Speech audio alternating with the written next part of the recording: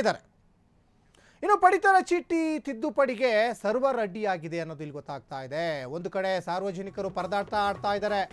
ಪಡಿತರ ಚೀಟಿ ತಿದ್ದುಪಡಿಗೆ ಈಗ ಸರ್ವರ್ ಅಡ್ಡಿ ಆಗ್ತಾ ಇದೆ. ಹಾಗಾಗಿ ಸಾರ್ವಜನಿಕರು ಪರದಾಟ. ಪಾಪ ಪಡಿತರ ಚೀಟಿಯಲ್ಲಿನ ಸಮಸ್ಯೆಗಳಿಗೆ ಅವಕಾಶ ಮಾಡಿಕೊಟ್ಟಿದೆ ಈಗ ಸರ್ಕಾರ. ಅದ್ರ ಜೊತೆಗೆ ಸರ್ವರು ಈಗ ಸಮಸ್ಯೆ ಆಗಿದೆ. ಅದ್ರ ಬಗ್ಗೆನೂ ಸರ್ಕಾರ ಗಮನ ಹರಿಸಬೇಕು. ಆದರೆ ಸರ್ವರ್ ಸಮಸ್ಯೆಯಿಂದ ಈಗ ಜನ ಹೈರಾಣ ಆಗ್ತಾ ಇದ್ದಾರೆ.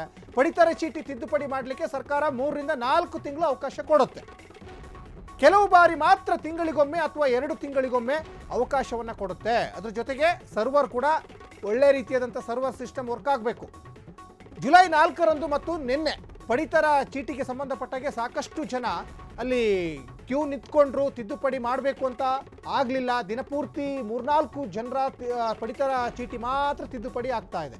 ಬರೀ 3-4 ಜನರದ್ದಾದ್ರೆ ಸಾಕಾ? ಉಳಿದ 100ಕ್ಕೂ ಹೆಚ್ಚು ಜನ ನಿರಾಶೆಯಿಂದ ವಾಪಸ್ಸಾಗಿದ್ದಾರೆ.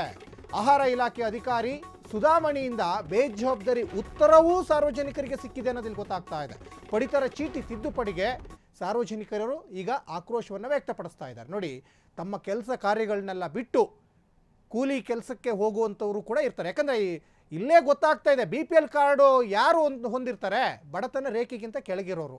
ಅವ್ರು ಒಂದು ದಿವಸ ಈ ಥರ ಕಚೇರಿಗಳಿಗೆ ಬಂದರೆ ಒಂದು ದಿವಸ ಕೂಲಿ ಹೋಗುತ್ತೆ. ಅಲ್ಲಿ ಬಂದಾಗ ಅಧಿಕಾರಿಗಳು ಸರಿಯಾಗಿ ಅವರಿಗೆ ಸ್ಪಂದನೆ ಕೊಡಲ್ಲ. Server problem. ನಿಮ್ಮ 5 ಗ್ಯಾರಂಟಿಗಳಿಗೆ ಅರ್ಜಿ ಹಾಕುವಂಥ ಸಂದರ್ಭದಲ್ಲೂ ಸರ್ವರ್ ಪ್ರಾಬ್ಲಮ್ ಆಯಿತು.